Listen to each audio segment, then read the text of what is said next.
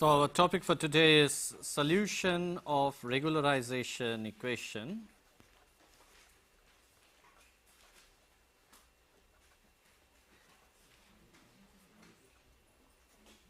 Of course, the solution is quite involved because unlike the earlier cases where the minimization of the cost functional meant only the minimization of the square error term, in this case it is the square error term plus the smoothness or the regularizing term which also comes into play. So, I do not think that the solution of regularization equation should be possible within just one lecture, and we will be taking a couple of lectures for that. So, today in connection with the solution of regularization equation, we will be talking about Green's functions, which we will use extensively for the solution of this regularization problem. Now, in the last lecture you have seen that we had modeled the radial basis function networks as an ill-posed surface reconstruction problem. Okay. So, basically what we had shown in the last class is that the problem of the surface reconstruction which we have at our hand is not well posed. It can violate the basic properties of well posed problems, that is to say the uniqueness, the continuity, and the so what is the third one?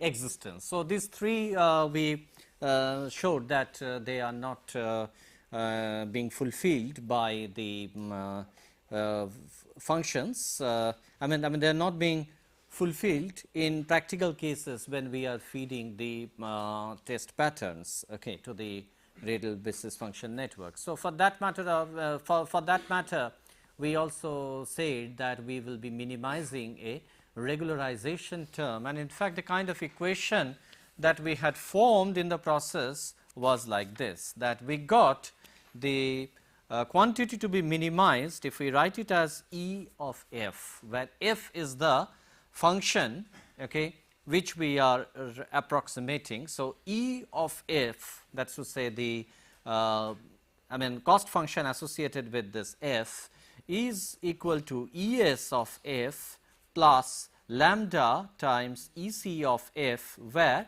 Es of f is the standard error term and Ec of f is the regularization term. Okay. And this lambda what we had is the regularization parameter, and EF, there is a name for this EF which we had said that it is called as the Tikhonov functional. Okay.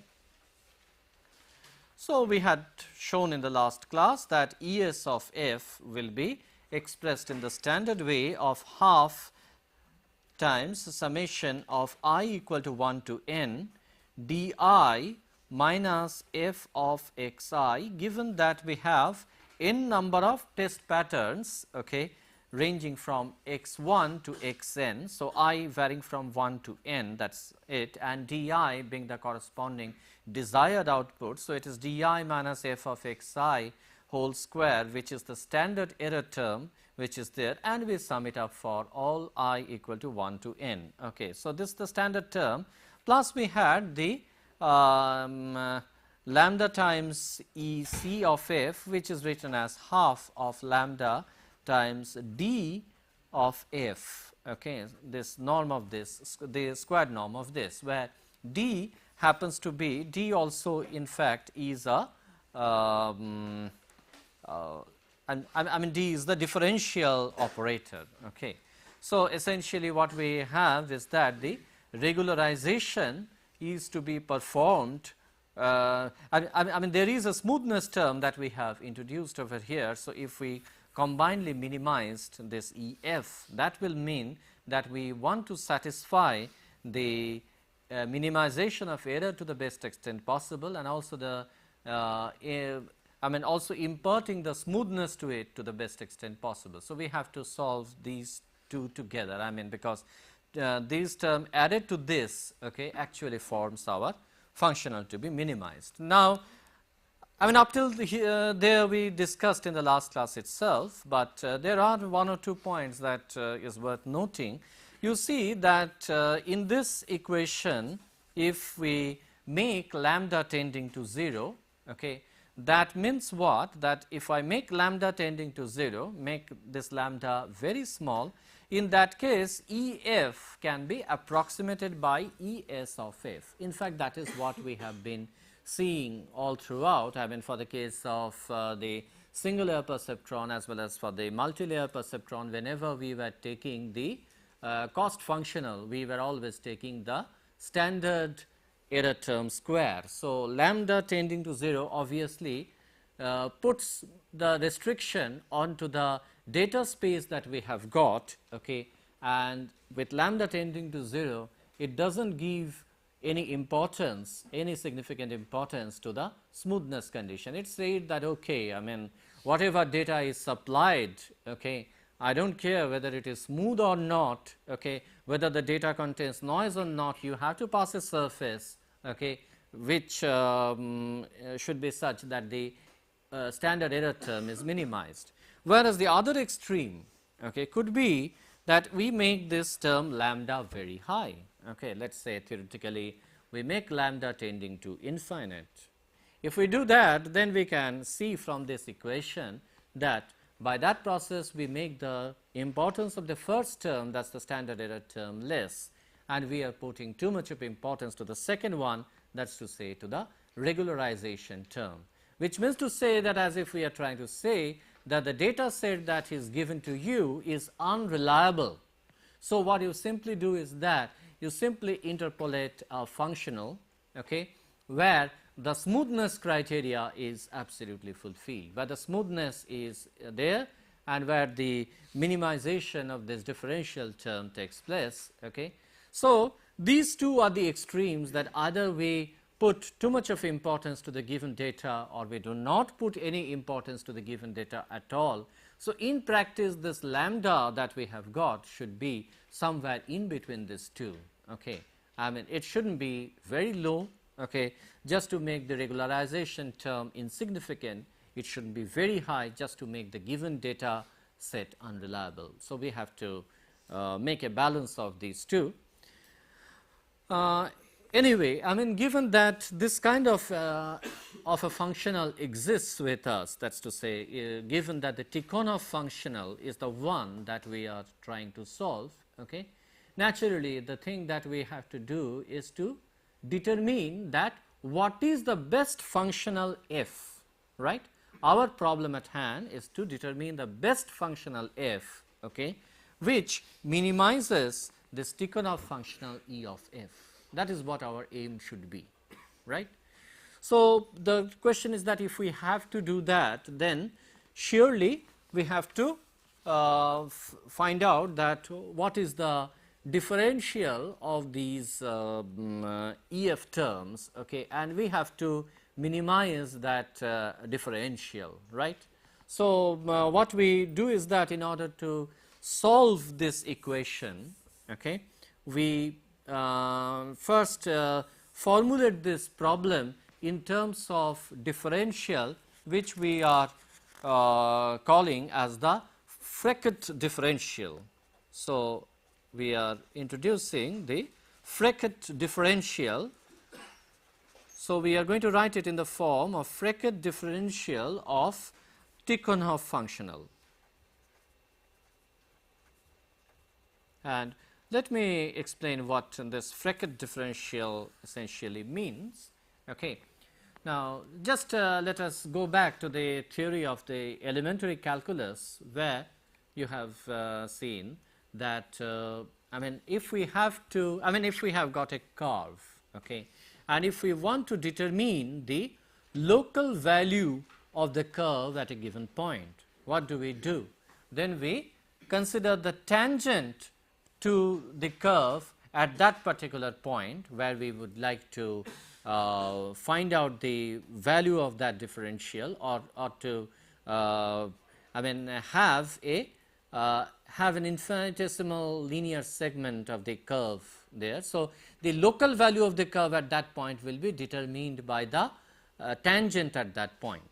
And likewise, the local linear approximation to the Tikhonov functional will be given by, I mean, we can write the Frecht differential's definition as the differential written as d of E, okay. And in fact, the arguments to this we are writing not only f, but another term, okay, another function which we are writing as h, okay. And what is this h will be clear to you very shortly. So, we are going to write this differential, Frecht differential, as d beta, okay, where we introduce a new variable beta, okay, and we take the differential or the derivative of the functional e of f plus beta h. Okay. Now, e of f we know. So, what we are simply doing is that we are taking e of f plus beta h and we are taking a derivative of this with respect to beta, okay. And this derivative we have to compute at beta is equal to 0, and if we compute that, then this is the local linear approximation. So, this what I have written just now is the local linear approximation to Tikhonov functional.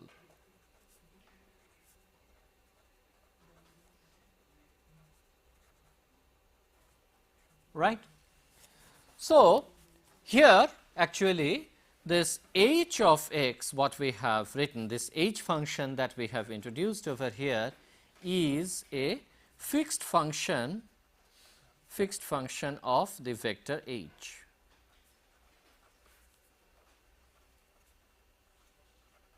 Of the vector x, right. So, what we have as the necessary condition for the functional f of x to be a relative extremum of EF. I mean, because after all what we are going to do is that we are going to find an extremum of this EF functional, right. So, the necessary condition for that is that d, that is the differential E expressed as arguments f comma h, should be equal to the differential des of f comma h, okay, plus lambda times dec f comma h. You understand that this is very clear that we are writing the old equation only, that is to say EF is equal to ESF plus lambda ECF. This equation we are simply going to rewrite in terms of its local differentials, okay. And the local differentials are DEF for this one, DES for this one, and DEC for this one. So, it is DEF is equal to DES plus lambda times DEC, and this differential, I mean, since we have to find out the fx which has to be an extremum of the functional fx, okay, extremum of the functional EF. So, for we can say that for f of x, okay, to be a relative extremum of the functional EF, okay, then the condition that we have to import is that this DEF is equal to expressed as a summation of this, that should be equal to 0, okay, because we want the extremum, we want it to reach the extremum of EF, okay, when we want to minimize this. So, now what we can do is that now that we have got two terms ES, or rather the differential DES and the differential DEC, okay, we can attempt to now solve for this DES and DEC separately. We can write down the corresponding differential expression for that, because ES we know very well that ES is expressible by this equation, that is to say half times summation I is equal to 1 to n di minus f of x I, okay, this whole square. So, this is the expression for Es of f. Now, of course, what we have got is Es of f comma h, that means to say that we have got to find out the derivative of Es of f plus beta h. So, just to write it down, des f h by applying the same definition, I mean Frecht differential definition, if we write down now for Es, okay, that is to say for this, if we write down Frecht differential expression, then that will be as before, that can be written as d beta of Es f plus beta h, okay, for beta equal to 0. Okay. Now, Es f plus beta h. Now, Es is what? Es is di minus fxi. Okay. So, if I write Es f plus beta h, in that case it will be di minus fxi minus beta h xi. Sure? Means instead of fxi, it will be fxi plus beta h xi, okay, written in this form. So, we can simply write down this as half, okay, half obviously coming from here, okay, this half term I mean to say, half into d beta, okay. So, the half can be taken out of this whole expression, half d beta, and now introducing the summation that we have got for I equal to 1 to n, and then the error functional. Now, the error functional will be in this case di minus fxi, and not only fxi, because now the argument is f plus beta h. So, that is why it is fxi minus beta h xi, right, this thing square, okay, which we have to calculate at beta equal to 0. H is some function. H is a fixed function of the vector x. We have already said that. Okay, right? Square will be inside the bracket. Yeah, there is one more bracket. Yes, yes, yes. You are very correct. Yeah, there is one more bracket. Is it right? Yeah, right. Because this this square bracket was corresponding to the summation terms. I mean this terms argument. That is the error terms square bracket ended here. We are taking the square of that, and then this square bracket is for the overall term. Okay, and there we have to compute it for beta equal to 0. So, what is the meaning of fixed function? Fixed function, you see, just to say, I mean this is from the theory of calculus itself, that what we are doing is that we are finding at this point f, okay, we are finding the value of f plus beta h. That means to say that we are going to an incremental step of beta, okay, and h is a functional there, I mean h is a fixed function there. So, what we are doing is that just like the way whenever you are trying to find out the functional value of a curve, okay, at a point beta, what you do, I mean f of x you are going to find out, you are going to find out f of x plus h beta, okay. I mean very similar way, I mean in this case you are not doing it for the curve, you are doing it in the vector space. So, that is the purpose of this fixed function, and now I mean it is just written in this form. So, I think up to this we do not have any problem. So, simply it can be simplified further. As a matter of fact, that if we take the d beta of this, if we differentiate this with respect to beta, then things will turn out to be pretty simple. Okay. What we will be getting there is that, I mean if I write down, then you can verify that later on. Okay.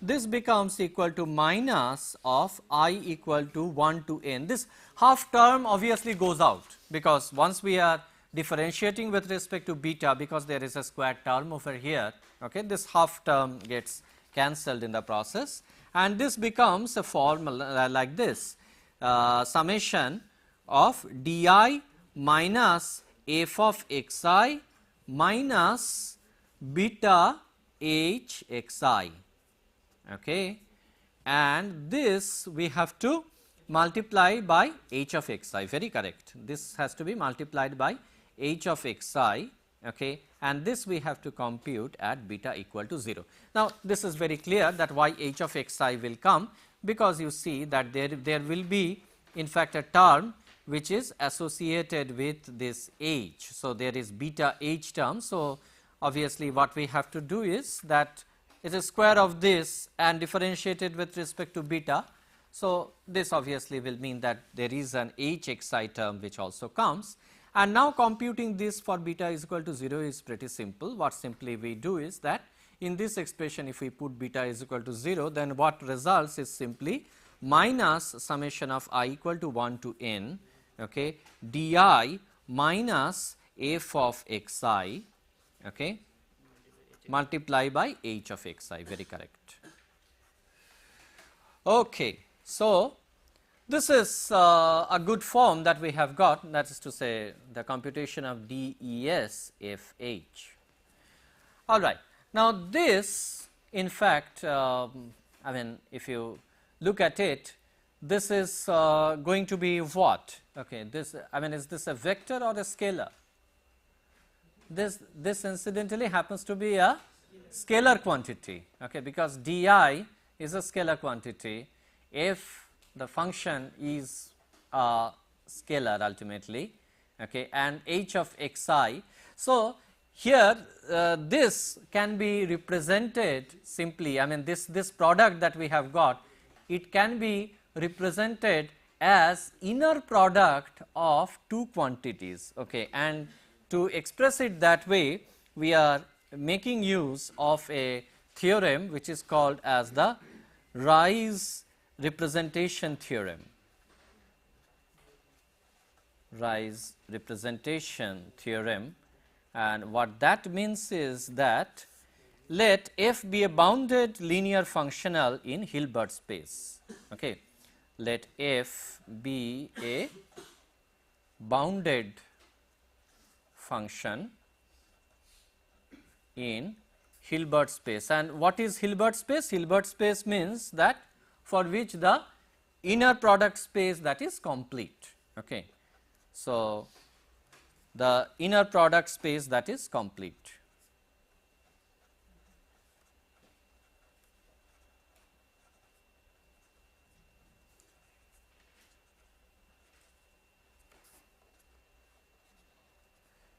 So, and we are denoting it by H, the Hilbert space is denoted by H, okay.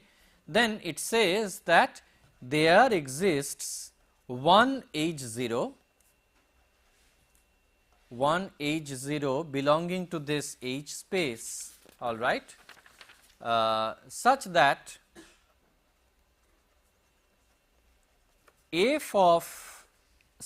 f can be represented as H comma H0, okay, in Hilbert space H for all H belonging to Hilbert space H, okay.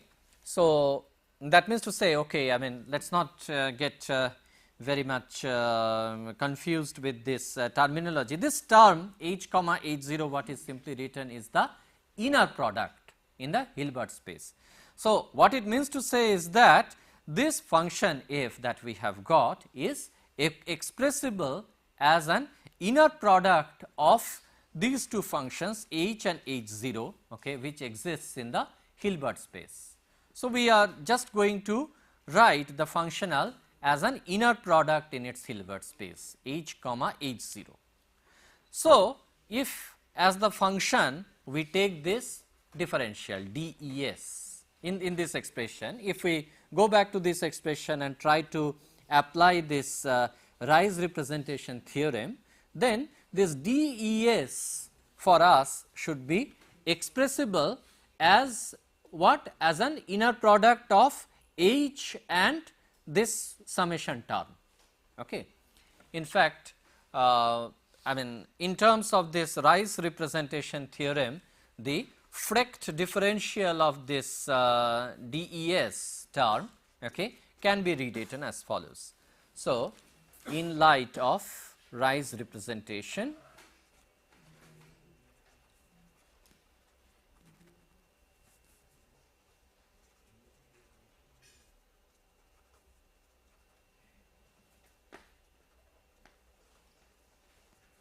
Okay.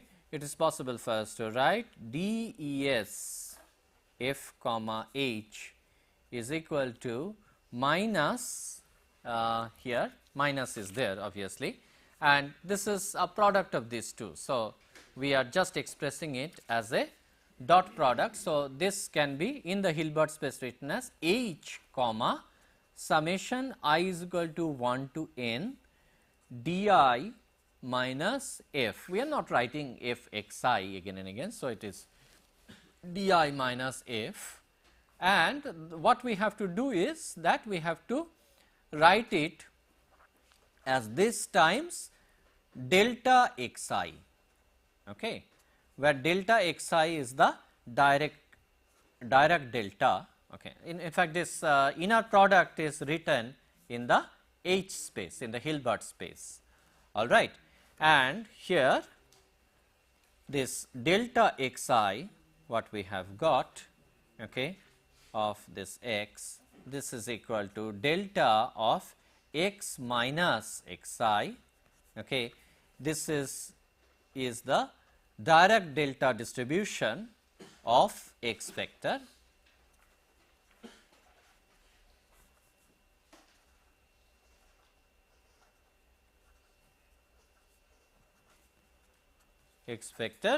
centered at x I.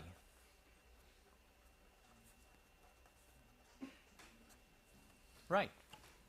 So, this must say one, that only when this x vector is equal to x I vector, in that case the direct delta is equal to 1, and otherwise, I mean, when x I vector is not equal to x vector, then that is equal to 0. So, it is the direct delta distribution definition directly. So, in terms of this, okay, this term of the Freck differential of DES is represented as an inner product of these two in the H space, that is the Hilbert space.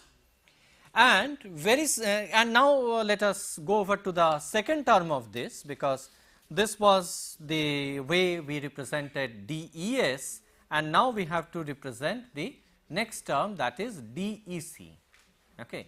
So, to represent DEC, we should follow a similar approach. In fact, DEC, by applying the definition of the Freck differential directly, where DEF is equal to d d beta of this, if we have to compute DEC of f comma h, it has to be d d beta of EC of f plus beta h computed at beta equal to 0. Okay. And then we will make use of the expression for EC that we have got. In fact, expression for EC is this term, I mean half of norm of df square. This is the term that we had got as a definition for this ECF, that is to say the regularization term. So, now to find out the Freck differential of the regularization term, we proceed as follows. So, the evaluation of Freck differential for the regularization term gives us DEC of f comma h should be equal to d d beta of EC f plus beta h. Okay. And this is to be evaluated at beta equal to 0, which means to say that this is equal to half of d d beta. Okay. Now, we apply the definition of this EC, and what is the definition of the EC that leads to? Okay. What we have to do is simply take the, I mean, this is, we said that it is d f, I mean the differential of this f. In fact, this differential is in the multi-dimensional space. Okay. So, this is the multi-dimensional differential operator that we are taking over this f. Okay. Then this is wrong. I mean, I should not say df vector. This is d is a vector quantity, no doubt, because it's multi-dimensional differential operator. So here, in fact, for this thing, d d beta of EC this could be written as half of d d beta instead of EC. Okay, we can express it as an integral that is defined in the M0 dimensional real space. Okay, the input, I mean there are M0 number of inputs. So, naturally the input space itself is M0 directional.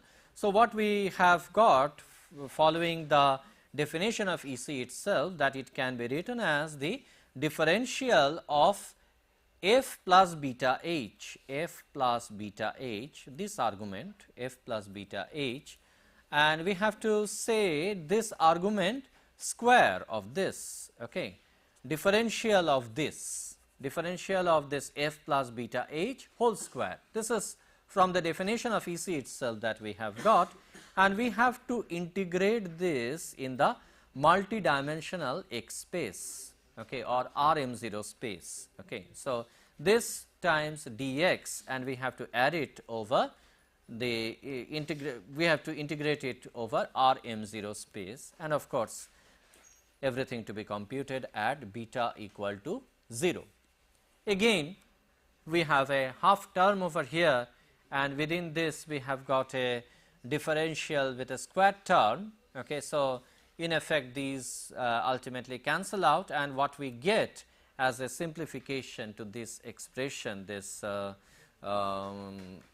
mean Frecht differential definition of this regularization term, okay, that leads us to, this can be written, I mean that is to say the dEc of f comma h, this can be written as the integral over this RM0 space, okay, of d f plus beta h, okay, and we are going to have, okay, in fact d with the vector sign that we need to do, and here this times dh, okay, this is coming from the differential itself because we are taking that, and this dh dx, okay, and this we have to compute at beta is equal to 0. So, which means to say that this argument which is now f plus beta h, that will become f.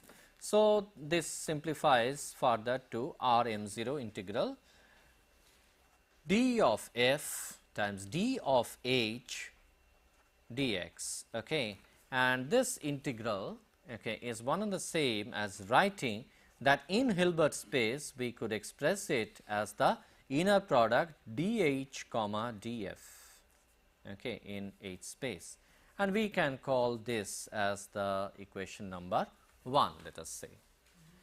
Okay. So, what we did so far, okay, again I mean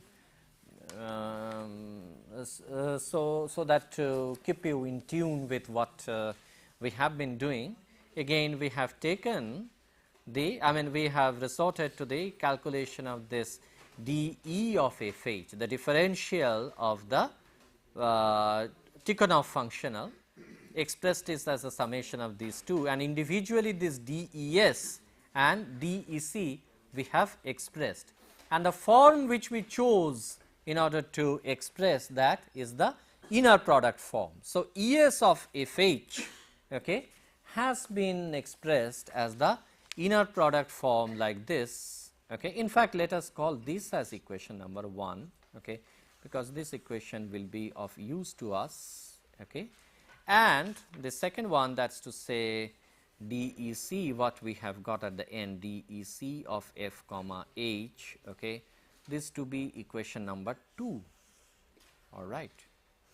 So, these two are quite important to us, and based on these two very important relation, okay, we will now go further to have a, I mean first we need to have a proper representation of the equation, of the regularization equation in the differential form, and then only we will try to solve that. Yes, please. Any questions at this stage? From that step, can you show the previous slide, sir? Previous, This one? from this step, the half Yeah. we get I think 2 beta d hx square, sir, and the other term. So after this, Yeah. Here. yeah, from this to this you've come from that place to second just this to this. From here to here. I think there will be a term of beta square d square h. Beta is 0. No, no. Beta is 0. Beta is 0. Anyway, I mean this you can verify. I mean this this is an established result. So I think I mean with a bit of I mean manipulation or with the differential computation we can get it. I mean it's not difficult to get one. So this is the differential form that we get. This is an established equation. So yeah. Sir, this integral has come in DECFH one you have defined, sir, that in the over the dimension Rm0, so you have integrated it. Previous 1 minute. slides. 1 minute. This one? Just previous to this. Oh yeah. I was taking a different. This one only. Yeah. Right. This integral, sir, how this has come? Yeah, you see, what we are doing is that what is EC's definition? EC's definition says that it is differential of f. Now we are computing the differential equation, differential of that at the point beta equal to 0. So what we have to do is to consider the function not as f but as f plus beta h. Okay, with beta is equal to 0. I mean, so we have to consider the function there. So it is the differential of that squared. Okay. Now this differential that we are computing, this d of this square that we are getting is in the I mean this is in the unit input space. So what we have to do is to take the differential of the input space, okay, which is given by this dx, okay, and then integrate it over the input space itself. This Rm0 is the input space directly. So that is how we got this overall integral term, okay. And then what we are getting is this d beta term, okay, that goes out for us, okay. I mean, in fact, just a minute, why are you saying that there will be a beta squared term out there? I think beta squared. Why is it cancelled? Beta term will be there. Huh? Beta is 0, that side is 0, otherwise. Yeah, beta is 0. So ultimately we are getting this result.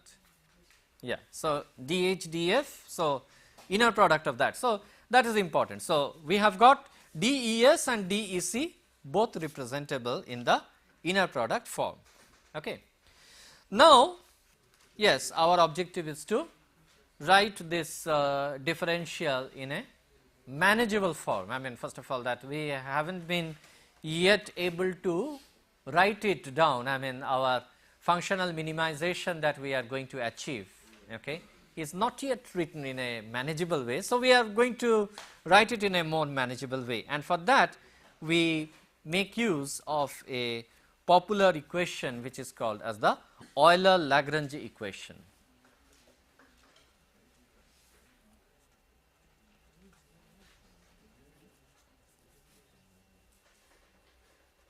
And what does the Euler Lagrange equation has to tell for us?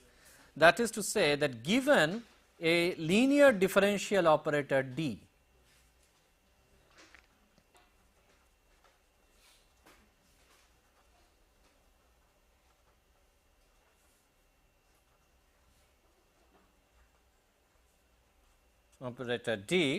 we can find uniquely an adjoint operator D, we can write it as D tilde,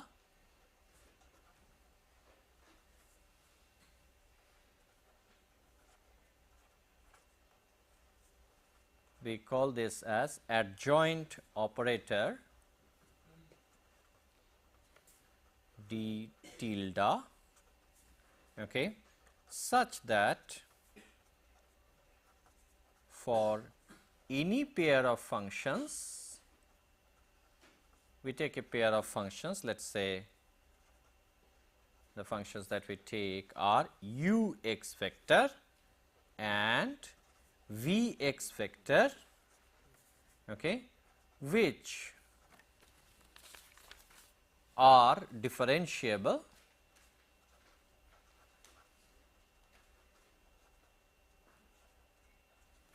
and satisfy proper boundary conditions.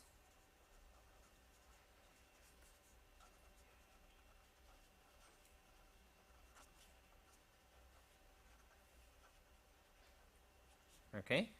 Then we can write integral over Rm0 space ux vector d of vx vector. Okay. We take two functions, okay, pair of functions ux and vx. What property does it have to fulfill? You will see that ux times differential of dvx, okay,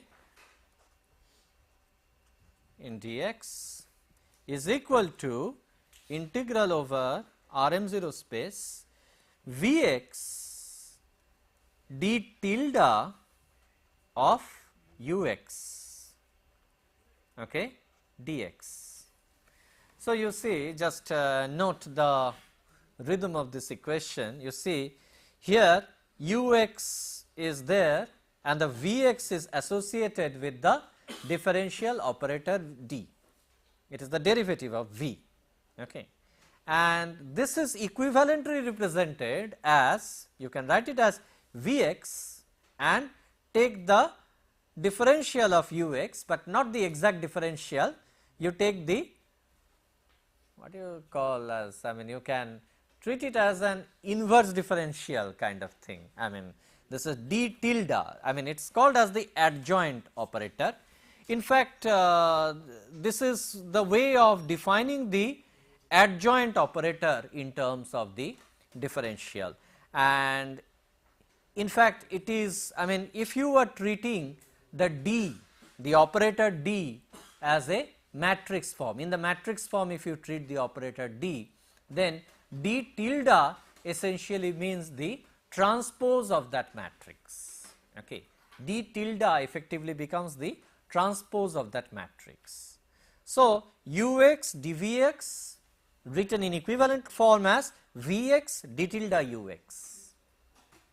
So, I mean, it has got, I mean, analogically in matrix analogy, it is like, I mean, this d operator is, I mean, this d tilde operator is just like an inverse operator that is happening, okay. Now, this equation, okay, is a very popular one, okay. In fact, this is called as Green's identity, okay. So, this is known as Green's identity. So, please remember this. So, those who have taken a course on this, okay, I mean, on the partial differential equations, etc., okay, must have come across this Green's identity, okay. This is a very popular one where it is expressible this way, okay. Now, we can, I mean, let us see that if we can use the Green's identity to our best use here or not, okay. Now, all right, let us have a look at the differential that we had got for EC. The differential that we had got for EC simply said, yes, that is the one, dECFH is equal to integral over Rm0 space, of course, df dh, okay. Now, df dh means that if we want to write it in the form of the left hand side of Green's identity, you see, now I am putting these two equation, okay, together. The left hand side of Green's identity ux dvx dx, and now look at this dEC. dEC says df dh dx, as if to say that h here plays the role of v, or rather to say d of dh plays the role of dv, okay, and in that case ux here plays the role of df, right. So, now from this two things, I mean, that means to say, if I call this as equation number 3. Okay, Green's identity if I call as equation number 3, then comparing equation number 2 and equation number 3, okay, comparing equations 2 and 3,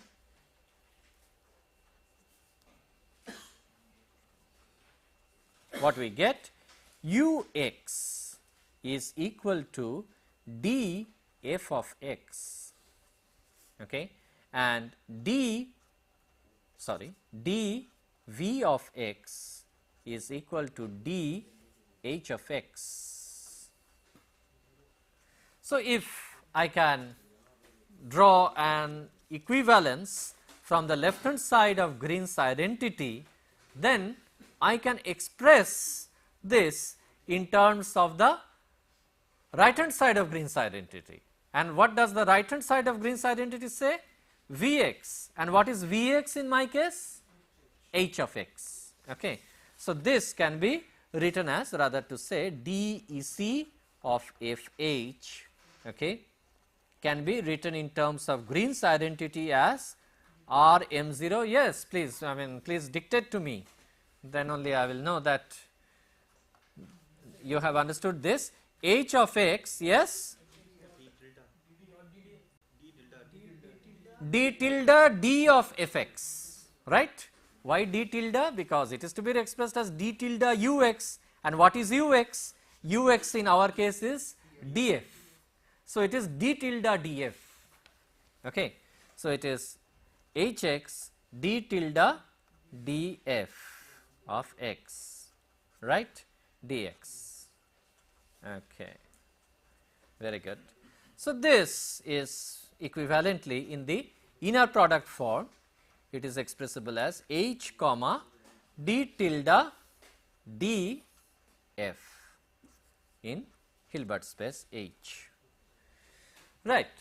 So, that is it. And now, if we return to the extremum condition, in fact, this is nothing but the representation of dEc of Fh, okay, in a different way. I mean, we earlier expressed it as the inner product form only, but it was dH comma df, and now we are writing it as h d tilde df, that form, okay, in the Hilbert space.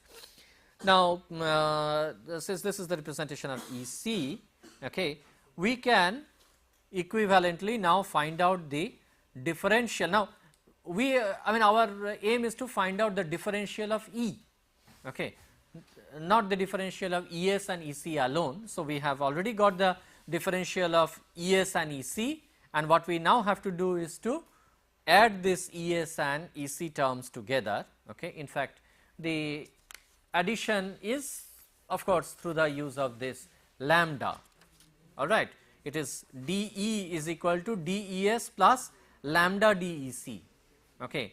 One and the same as saying that it is, if I say 1 upon lambda dEs Fh plus dEc f comma h, okay. I mean, we can say that lambda is not equal to 0. I mean, in that case it is possible for us to write it as dEc plus 1 upon lambda dEs, and if we do that, then the dEfh, okay, can be combinedly represented as the inner product form as follows.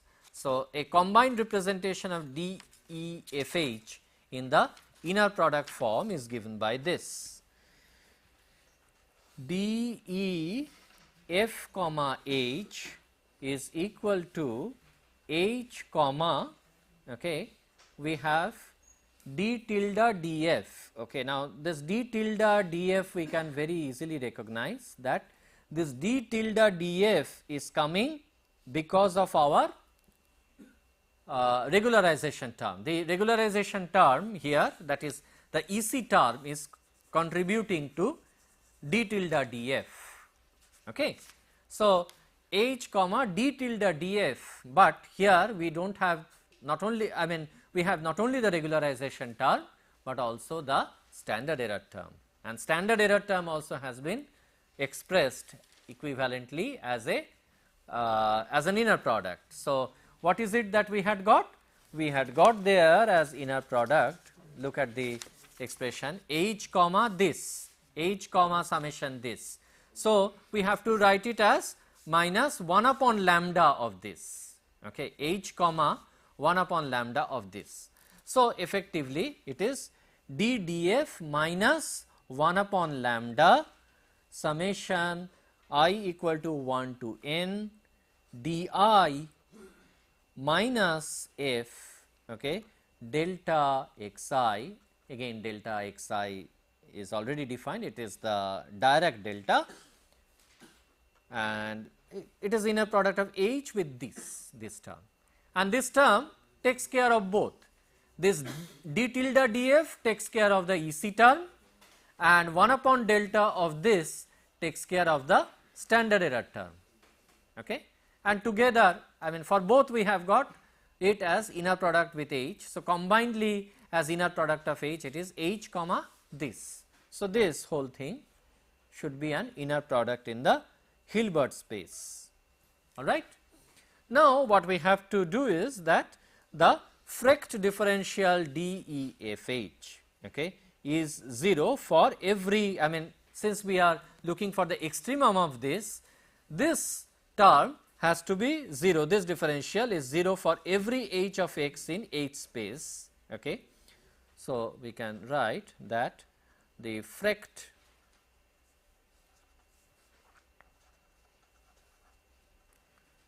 differential dE of fh, okay, is 0 for every h in Hilbert space if and only if, what is the condition? If for every h it has to fulfill, what should be the condition to make DEFH equal to 0? This is already written in the inner product form. That means to say that the second term which we have got as the inner product expression has to be equated to 0 simply, okay. So, simply we have to write it down as d tilde df, okay, is equal to, I mean, minus this is equal to 0 means as if to say that we have got that equivalently d tilde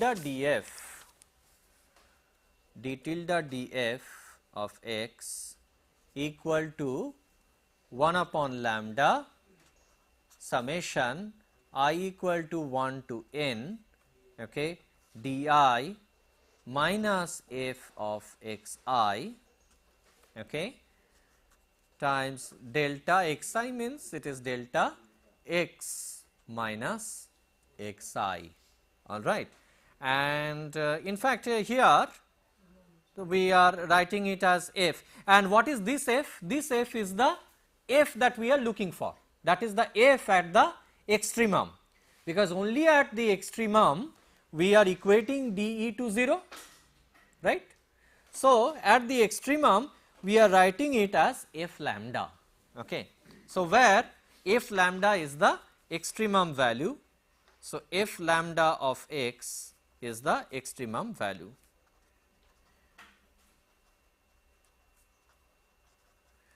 Now, what have we got? We have expressed now the functional, okay, in terms of this equation, but we have to now solve for f of lambda, okay, which is still not very easy, because this involves the derivative terms, differential terms are involved associated with this. So, what we have to do is to solve it using integral transform methods, okay, and we do not have time to cover that, although the title of the lecture said that I wanted to introduce Green's function.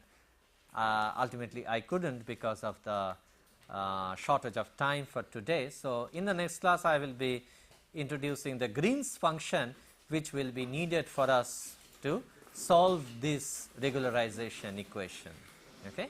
Thank you very much.